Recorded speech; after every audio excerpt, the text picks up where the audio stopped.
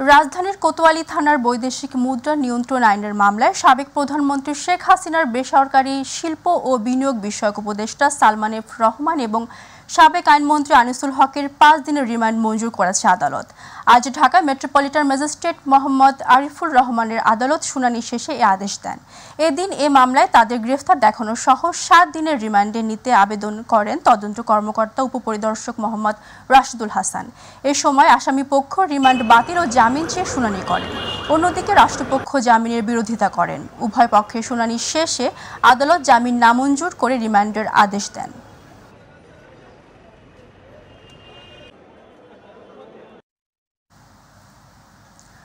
সরকারের অনুমতি সাপেক্ষে যে কোনো সময় বিএনপি চেয়ারপারসন বেগম খালেদা জিয়াকে বিদেশে নিতে প্রস্তুত দলটি, এমন তথ্য জানিয়েছেন স্থায়ী কমিটির সদস্য ডাক্তার এজেডএম জাহিদ হোসেন। গতকাল সন্ধ্যায় এভারকেয়ার হাসপাতাল থেকে বেগম খালেদা জিয়ার গুলশানের বাসভবনে ফেরার পথে তিনি কথা বলেন। লিভার, কিডনি ও হার্ট সহ বিভিন্ন রোগে আক্রান্ত খালেদা জিয়া গত 12 সেপ্টেম্বর ভোর রাতে হাসপাতালে পরীক্ষা নিরীক্ষার জন্য নেওয়া হলে চিকিৎসকের পরামর্শে ভর্তি করা হয়। 7 দিন চিকিৎসার পর শারীরিক অবস্থার কিছুটা উন্নতি হলে আজ বাসায় ফেরেন সাবেক প্রধানমন্ত্রী বেগম খালেদা জিয়া।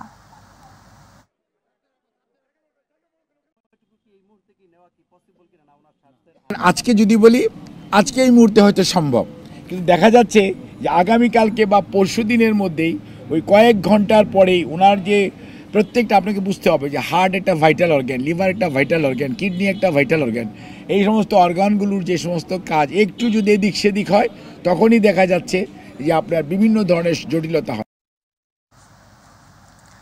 রাজধানী জুড়ে তীব্র যানজটের কবলে পড়েছে সাধারণ মানুষ। সকাল থেকে শুরু হওয়া দীর্ঘ যানজটে নাকাল অফিসগামী সহ বিভিন্ন কাজে বের হওয়া মানুষজন ঘন্টার পর ঘন্টা জ্যামে বসে থাকতে হচ্ছে নগরবাসীকে। গেল কয়েক সপ্তাহে এই পরিস্থিতি যেমন ক্ষতি হচ্ছে কর্মঘণ্টা, জ্বালানি ও সময়ের, তেমনি ধীর গতির শহরের তালিকায় যুক্ত হচ্ছে ঢাকার নাম।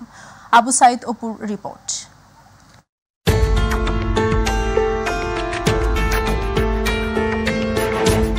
প্রিয় দর্শক, আমন্ত্রণ এবং স্বাগত জানাচ্ছি মাই টিভির সাপ্তাহিক বিশেষ আয়োজন পাবলিক ভিউয়ে। আর বরাবর মতো আপনাদের সাথে আছে আমি আবু সাইদ অপু। আজকে যে বিষয়ে কথা বলবো তা হলো যানজটে পড়ে নগরবাসী কেমন আছেন, এ নিয়ে আমরা ছোট্ট একটি প্রতিবেদন দেখে আসি, তাহলে অনুধাবন করা সম্ভব কেমন আছে নগরবাসী। রাজধানী জুড়ে অসহনীয় যানজটে নাকাল নগরবাসী।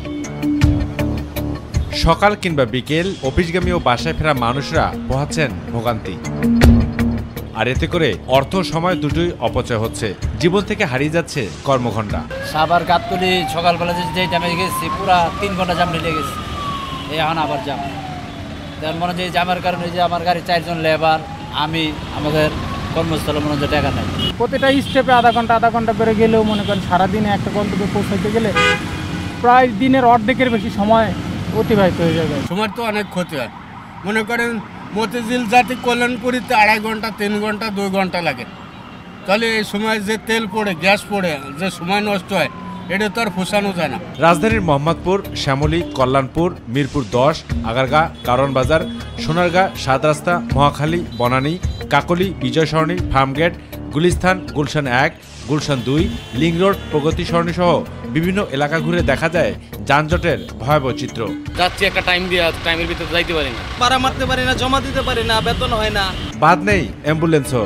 মরণাপন্ন রোগী নিয়ে অসহায় চালক ও স্বজনরা। রোডের যে পরিস্থিতি, এত তো রুগী টাইম মতো আসলে পৌঁছাইতে পারি না, অনেকে মারাও যায় গাড়িতে বসে। তবে সড়কে শৃঙ্খলা ফেরাতে সর্বোচ্চ প্রচেষ্টা করছে ট্রাফিক পুলিশ। প্রিয় দর্শক, এই ছিল আজকে আমাদের পাবলিক ভিউয়ের বিশেষ আয়োজন। দেখা হবে পরবর্তীতে নাগরিকদের কোনো প্রত্যাশা, প্রাপ্তি, সংগতি কিংবা অসঙ্গতির গল্প নিয়ে। সে অপেক্ষায় ভালো থাকুন, সুস্থ থাকুন, আর সবসময় চোখ রাখুন মাই টিভিতে। সিন্ডিকেটের কারণে ইলিশের বাজার ভোক্তাদের প্রায় নাগালের বাইরে। রপ্তানি না হলেও ইলিশ কিনতে পারছেন না ক্রেতারা। ইলিশের ভরা মৌসুমে ইলিশ ক্রয় করতে গিয়ে নাভিশ্বাস ক্রেতাদের। সর্বনিম্ন মাছের দাম 1000 টাকা থেকে শুরু করে সর্বোচ্চ 4000 টাকা পর্যন্ত বিক্রি হচ্ছে। তাদের দাবি, পাইকারিদের সিন্ডিকেটের কারণে এমন অবস্থা। তবে ভিন্ন কথা বলছেন পাইকারি ব্যবসায়ীরা। প্রতিনিধি ইসফাক ইয়াসিন তথ্যচিত্রে নুসরাত শারমিনের রিপোর্ট। আগে দেশের মানুষ ইলিশ পাবে, পরে রপ্তানি হবে, এমনটাই বলেছেন মৎস্য ও প্রাণী সম্পদ উপদেষ্টা মির্জা ফরিদা আক্তার। তারই ধারাবাহিকতায় সোশ্যাল মিডিয়ায় ভাইরাল হলো পানির দামে ইলিশ বিক্রি। তবে সরেজমিনে দেখা মিলে ভিন্ন চিত্রের। সাধারণ ক্রেতাদের বাজারে ইলিশ ক্রয় করতে গিয়ে দাম শুনেই ক্রেতাদের মাথায় হাত। কেউ কেউ বলছেন আগের চেয়ে বর্তমানে ইলিশের দাম অনেকটাই বেশি। সেই সাথে রপ্তানি না করেও কেন ইলিশ মাছের দাম ধরাছোঁয়ার বাইরে, এমন প্রশ্ন ক্রেতাদের।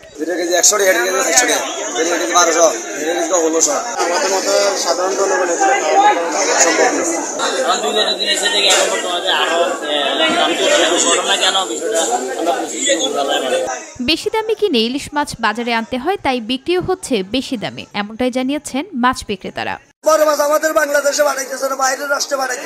তবে পাইকাররা বলছেন ভিন্ন কথা। তারা জানান চাহিদার তুলনায় নদীতে মাছের সংখ্যা কম, সেই সাথে মাছ ধরার জালসহ অন্যান্য সরঞ্জামের দাম বেশি হওয়ার পাশাপাশি চাহিদার তুলনায় নদীতে মাছের সংখ্যা কম বলে জানান পাইকারি ব্যবসায়ীরা।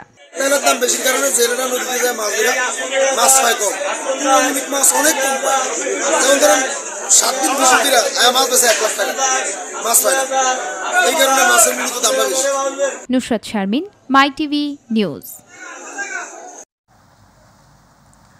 ভারতের পেট্রোপোল বন্দরের ট্রাকের মালিক ও ট্রাক চালকদের সিন্ডিকেটের কারণে বেনাপোল বন্দর থেকে আমদানি বাণিজ্যে ধস নেমেছে। ফলে বড় ধরনের প্রভাব পড়েছে রাজস্ব আদায়। দুদেশের বাণিজ্য চুক্তিতে বেনাপোল বন্দর দিয়ে রাত দিন 24 ঘন্টা বাণিজ্য সচল থাকার চুক্তি থাকলেও সিন্ডিকেটের কারণে সেটি ব্যর্থ হচ্ছে। সন্ধ্যার পর আর পণ্যবাহী ট্রাক চলছে না। যশোর ব্যুরো চিফ মোস্তাফিজুর রহমান সুমনের রিপোর্ট, জানাচ্ছেন শামস তাবরিজ উচ্ছ্বাস। বেনাপোল বন্দর দিয়ে প্রতিদিন 400 থেকে 450 ট্রাক পণ্য আমদানি হতো। গত জুলাই মাসের শেষের দিকে ভারতের পেট্রোপোল ট্রাক মালিক ও চালকদের সিন্ডিকেট হঠাৎ করে সন্ধ্যা 6টার পর দুদেশের মধ্যে আমদানি বাণিজ্য বন্ধ করে দেয়। সন্ধ্যা 6টার পর আমদানি পণ্য বোঝাই ট্রাক বন্দরে প্রবেশে বাধা দিচ্ছেন তারা। বর্তমানে আমদানি কমে ট্রাকের সংখ্যা দাঁড়িয়েছে 250 থেকে 300-তে। যদিও বাণিজ্য চুক্তি বাস্তবায়নে দুই দেশের বন্দরের কর্তৃপক্ষ একাধিক বৈঠক করলেও সিন্ডিকেট থেকে কোনো সাড়া মেলেনি। ইন্ডিয়ান যে ট্রাক ড্রাইভার এবং ট্রাক মালিক, তারা বিভিন্ন প্রদেশ থেকে যে ট্রাকগুলো আসে, এই ট্রাকগুলো কৃত্রিম সংকট যানজট সৃষ্টি করার কারণে এই ট্রাকগুলো আবারও তাদের লোকাল ট্রাকে আনলোড করে তারা আবার লোকাল ট্রাক বাংলাদেশে আসতে পারে, এদের একরকম এদের ব্যবসা। সিন্ডিকেটের সদস্যরা পশ্চিমবঙ্গের বাইরের প্রদেশ থেকে আসা পণ্য বোঝাই ট্রাক থেকে পণ্য খালাস করে লোকাল ট্রাকে আনলোড করে বাড়তি ভাড়া আদায় করছে। ফলে অতিরিক্ত অর্থ গুনতে হচ্ছে বাংলাদেশি আমদানিকারকদের। বেনাপোল স্থলবন্দরে 24 ঘন্টা 7 দিনে পণ্য ধারাবাহিকভাবে ঢোকার যে আদেশ আছে, সেই আদেশের পরিপ্রেক্ষিতে ইতিপূর্বে 24 ঘন্টা 7 দিনই চালু ছিল। সো সিন্ডিকেটের কারণে সন্ধ্যা 6টা পর্যন্ত পণ্য বাংলাদেশে রপ্তানি করছে, ফলে ওখানে যানজট তৈরি হচ্ছে। এখানে যে বিষয়টা সবচেয়ে বেশি এফেক্ট করছে, আমদানির সময় কমে যাচ্ছে। 6টার পরে তারা গাড়ি দিচ্ছে না, অথচ 2 মাস আগেও রাত 10টা 11টা 12টার মধ্যে গাড়ি ঢুকছে। এটা অবিলম্বে পরিবর্তন আনতে হবে। বেনাপোল বন্দর ব্যবহারকারী বিভিন্ন সংগঠনের দাবি আবারও পূর্বের ন্যায় সপ্তাহে 7 দিন 24 ঘন্টা বাণিজ্য চালু রাখতে হবে। জাতীয় রাজস্ব বোর্ডের প্রতিদিনের যে টার্গেট তা পূরণ করতে ব্যর্থ হচ্ছে কাস্টমস কর্তৃপক্ষ। সিন্ডিকেটের কারণে আমদানিকারকরা বেনাপোল বন্দর ছেড়ে অন্য বন্দর দিয়ে আমদানি করছে। বিষয়টি দ্রুত সুরাহার আশ্বাস দিয়েছে পেট্রোপোল পোর্ট কর্তৃপক্ষ। এই বিষয়ে আমরা বন্দর পর্যায়ে আলোচনা চলছে। বেসরকারি পণ্য পরিবহনের সাথে যারা জড়িত তাদের সাথেও এই বিষয়ে আলোচনা চলছে। আশা করি শীঘ্রই এই বিষয়টা সমাধান হবে। শামস তাবরিজ উচ্ছ্বাস, মাই টিভি নিউজ ডেস্ক। বরিশালের গৌরনদী পৌরসভা প্রথম শ্রেণীতে উন্নত হলেও বিভিন্ন নাগরিক সুবিধা থেকে এখনও বঞ্চিত হয়েছেন পৌর বাসিন্দারা। সেখানকার বিভিন্ন রাস্তাঘাটের বেহাল দশা, ড্রেনেজ ও পয়ঃনিষ্কাশন ব্যবস্থা না থাকায় পৌরসভার 1 নং ওয়ার্ডের বাসিন্দাদের দুর্ভোগ চরমে, যার ফলে সামান্য কিংবা মাঝারি বৃষ্টিতে তলিয়ে যায় বিভিন্ন সড়ক এবং ঘরের মধ্যে উঠে যায় হাঁটু সমান পানি। প্রতিনিধি গিয়াসউদ্দিন মিয়ার রিপোর্ট, জানাচ্ছেন নুসরাত শারমিন। 1998 সালে প্রতিষ্ঠিত গৌরনদী পৌরসভা 2003 সালে উন্নীত হয় প্রথম শ্রেণীতে। পৌরসভাটি প্রথম শ্রেণীর পৌরসভা হলেও বিভিন্ন নাগরিক সুবিধা থেকে আজও বঞ্চিত পৌরবাসীরা। একটু বৃষ্টি হলেই পানিতে এলাকা টইটুম্বুর হয়ে যায় এবং অপরিকল্পিত ঘরবাড়ি উত্তোলনের কারণে পানি সেভাবে নামে না। 1 ঘন্টা বৃষ্টি হইলে এখানে পানি 1 হাত সোয়া হয়ে যায়। অভ্যন্তরীণ রাস্তাঘাটের বেহাল দশার পাশাপাশি ড্রেনেজ ও পয়ঃনিষ্কাশন ব্যবস্থা না থাকায় পৌরসভার ১ নং ওয়ার্ডের বিভিন্ন মহল্লায় জলাবদ্ধতার ফলে দুর্ভোগ পোহাতে হচ্ছে পৌরসভার বাসিন্দাদের। পানিটা শুধু বর্ষাকালে না, ধরতে গেলে আমাদের যে ১২ মাসের ৮ মাসই পানি থাকে, যেমনকি শীতের সময় যদি বৃষ্টি হয় অলরেডি পানি জমে যায়। অতি দ্রুত যদি সংস্কার না হয় দেখা যাচ্ছে এখানে থাকাটা সবার জন্য দুর্বিষহ হয়ে যায়। দ্রুতই এসব সমস্যা নিরসনে কাজ করা হবে বলে জানান এই জনপ্রতিনিধি। আমাদের টর্কির বন্দর ইতিমধ্যেই অনেক ড্রেন হয়েছে, আরও অনেক জায়গায় এখনো জলাবদ্ধতা আছে। এইটি আমরা আমাদের নতুন প্রশাসনের সঙ্গে আলোচনা করে যাতে জলাবদ্ধতা থেকে আমরা মুক্ত পাই, এই জন্য আমরা প্রয়োজনে ব্যবস্থা নেব। নুসরাত শারমিন, মাই টিভি নিউজ। মানিকগঞ্জের সাটুরিয়া উপজেলার গাওলা এলাকায় পারিবারিক কলহের জেরে স্বামী হাসান আলী পেট্রোল ঢেলে আগুন দেওয়ায় স্ত্রী শারমিন ও চাচাতো শ্যালক রুবেলের মৃত্যু হয়েছে।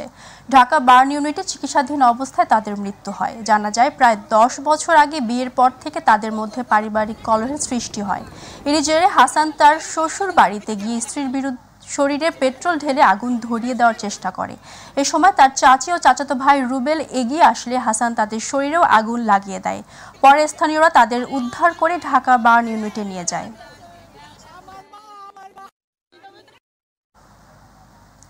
গাইবান্ধার গোবিন্দগঞ্জ উপজেলার দরবস্ত্র ইউনিয়নে রাফিয়া আক্তার নামের 7 বছরের এক শিশু কন্যাকে পুকুরের পানিতে চুবিয়ে হত্যার অভিযোগ উঠেছে সৎ মায়ের বিরুদ্ধে। এ ঘটনায় সৎ মা ঈশা বেগমকে আটক করেছে পুলিশ। বুধবার উপজেলার কোমরপুর কানিপাড়া গ্রামে এই নির্মম হত্যাকাণ্ডের ঘটনা ঘটে। খবর পেয়ে গোবিন্দগঞ্জ থানা পুলিশ ঘটনাস্থলে উপস্থিত হয়ে নিহত শিশুর মরদেহ উদ্ধার করে এবং এলাকাবাসীর দাবির প্রেক্ষিতে সৎ মাকে আটক করে থানায় নিয়ে যান। লক্ষ্মীপুরে সেনাবাহিনীর পক্ষ থেকে বন্যায় ক্ষতিগ্রস্ত কৃষকদের মাঝে উপহার হিসাবে ধানের চারা ও জনপ্রতি নগদ 2000 টাকা করে বিতরণ করা হয়েছে। বুধবার লক্ষ্মীপুর সদর, কমলনগর উপজেলা ও রায়পুর উপজেলায় বন্যায় ক্ষতিগ্রস্ত কৃষকদের মাঝে এসব ধানের চারা ও নগদ টাকা বিতরণ করেছে সেনাবাহিনী। এ সময় লক্ষ্মীপুরের দায়িত্বপ্রাপ্ত সেনাবাহিনীর কর্মকর্তা মেজর জিয়াউদ্দিন আহমেদ, রায়পুর উপজেলার দায়িত্বরত সিনিয়র ওয়ারেন্ট অফিসার মোর্শেদ ও রায়পুর উপজেলা কৃষি কর্মকর্তা সোহানুর রহমান সহ সেনাবাহিনীর অন্যান্য সদস্য, রেড ক্রিসেন্ট ও সাংবাদিকবৃন্দ উপস্থিত ছিলেন।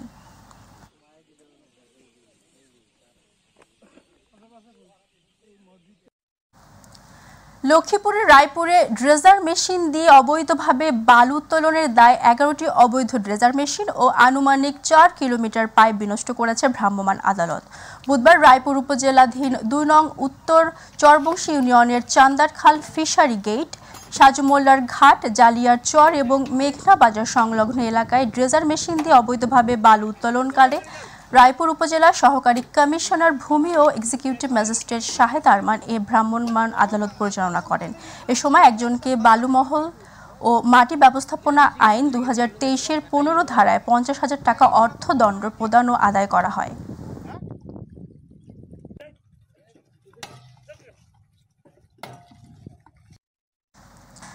রাজবাড়ীর গোয়ালন্দে 2024-25 অর্থ বছরের প্রণোদিত কর্মসূচির আওতায় কৃষকদের মাঝে বিনামূল্যে মাসকালাই বীজ ও সার বিতরণ কর্মসূচির উদ্বোধন অনুষ্ঠান অনুষ্ঠিত হয়েছে।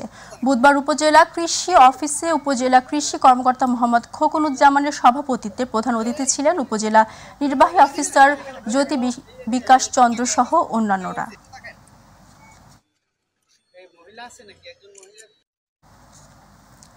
কুমিল্লা দেবিদ্বার উপজেলার ঐতিহ্যবাহী 11 গ্রাম বাজারে এক ভয়াবহ অগ্নিকাণ্ডের ঘটনা ঘটেছে। অগ্নিকাণ্ডে মালামাল সহ 3টি দোকান পুড়ে ছাই হয়ে গেছে। এতে প্রায় অর্ধ কোটি টাকার ক্ষয়ক্ষতি হয়েছে। সব হারিয়ে এখন নিঃস্ব এই ভুক্তভোগী দোকান মালিকেরা। বুধবার রাত 1টায় বৈদ্যুতিক শর্ট সার্কিট থেকে এই অগ্নিকাণ্ডের ঘটনা ঘটেছে বলে ধারণা করা হচ্ছে। অগ্নিকাণ্ডের খবর পেয়ে স্থানীয় জনতা ও মুরাদনগর ফায়ার সার্ভিসের 2টি ইউনিট প্রায় 2.5 ঘন্টা ব্যাপী চেষ্টা চালিয়ে আগুন নিয়ন্ত্রণে আনে। সিরাজগঞ্জের শাহজাদপুরে বৈষম্য বিরোধী আন্দোলনে নিহত পরিবারের মাঝে আর্থিক সহায়তা ও গণসমাবেশ করেছে জামায়াত ইসলামী বাংলাদেশ। বুধবার শাহজাদপুর উপজেলা জামায়াতের উদ্যোগে বৈষম্য বিরোধী ছাত্র আন্দোলনে শহীদদের পরিবারের মাঝে নগদ অর্থ প্রদান, দোয়া ও গণসমাবেশ করে জামায়াত ইসলাম। এতে প্রধান অতিথি হিসেবে বক্তব্য রাখেন বাংলাদেশ জামায়াত ইসলামের সহকারী সেক্রেটারি জেনারেল মাওলানা রফিকুল ইসলাম খান। শাহজাদপুর উপজেলা জামায়াতের আমির অধ্যাপক মাওলানা মিজানুর সভাপতিত্বে বিশেষ অতিথি ছিলেন সিরাজগঞ্জ জেলা জামায়াতের আমির মাওলানা শাহিনুর আলম।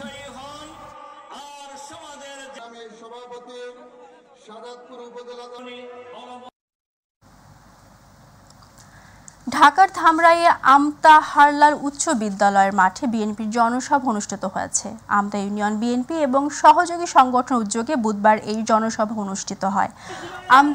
আমতা ইউনিয়ন বিএনপির সভাপতি মনিরুল ইসলাম লাবুর সভাপতিত্বে প্রধান অতিথির বক্তব্য রাখেন ধামরাই উপজেলা বিএনপির সভাপতি আলহাজ তমিজউদ্দিন।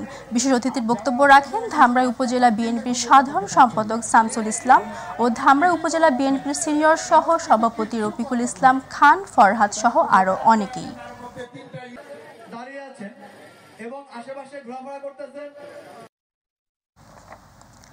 চাঁপাইনবাবগঞ্জে বিভিন্ন সময় আইনশৃঙ্খলা বাহিনীর অভিযানে জব্দ করা বিপুল পরিমাণ মাদকদ্রব্য ধ্বংস করা হয়েছে। বুধবার সিনিয়র জুডিশিয়াল ম্যাজিস্ট্রেট তৌহিদুজ্জামানের উপস্থিতিতে আদালত চত্বরের মালখানার সামনে মাদকদ্রব্যগুলো ধ্বংস করা হয়। এ সময় কোর্ট মালখানা ইনচার্জ পুলিশ পরিদর্শক মনিরুল ইসলাম খান জানায়, ধ্বংস করা মাদকগুলো বিভিন্ন সময় আইনশৃঙ্খলা বাহিনীর অভিযানে জব্দ করা হয়েছিল, যা মামলার আলামত হিসাবে মালখানার সংরক্ষণ করা হয়। মামলা নিষ্পত্তি হওয়ার পর সেগুলো ধ্বংসের উদ্যোগ নেওয়া হয়।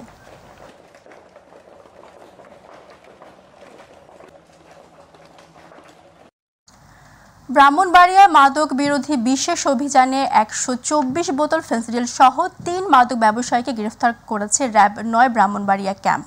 র্যাব ৯-এর প্রেস বিজ্ঞপ্তিতে জানানো হয়, গোপন সংবাদের ভিত্তিতে শহরের পুনিয়াউট এলাকায় অভিযান চালিয়ে তাদের গ্রেফতার করে র্যাব ৯ ব্রাহ্মণবাড়িয়ার সিপিসি ৩ ক্যাম্পাসের সদস্যরা। গ্রেফতারকৃত সদস্যদের মাদক বিরোধী আইনে সদর মডেল থানায় হস্তান্তর করা হয়েছে বলে জানিয়েছেন র্যাব।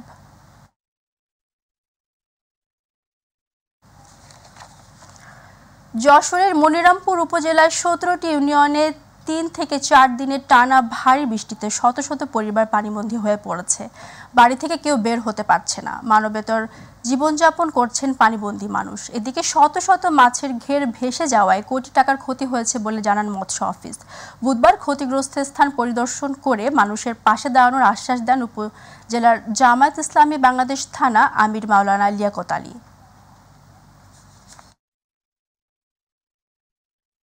অধিকাংশ পরিবার তাদের ঘর বাড়ি ছেড়ে চলে গেছে, কারণ প্রত্যেকটা বাড়িতে প্রায় 3 ফুট 2.5 ফুট মতো পানি রয়েছে। বাড়িঘর সব ভেঙে যাচ্ছে, তা আমরা এখন কি করে খাবো আর কি করব? আসলে ভাইদের জন্য কোনো পাশে দাঁড়ানো যায় কিনা, সহযোগিতা করা যায় কিনা, মূলটাই আমাদের এটা উদ্দেশ্য। কক্সবাজারের নবাগত জেলা প্রশাসক মোহাম্মদ সালাউদ্দিন বলেছেন, সাংবাদিকদের পেশাগত দায়িত্ব পালনের ক্ষেত্রে জেলা প্রশাসন সহযোগী হবে, কখনো প্রতিবন্ধক হবে না। জেলা প্রশাসন সব সময় ন্যায়ের পক্ষে, সুশাসনের পক্ষে থাকবে।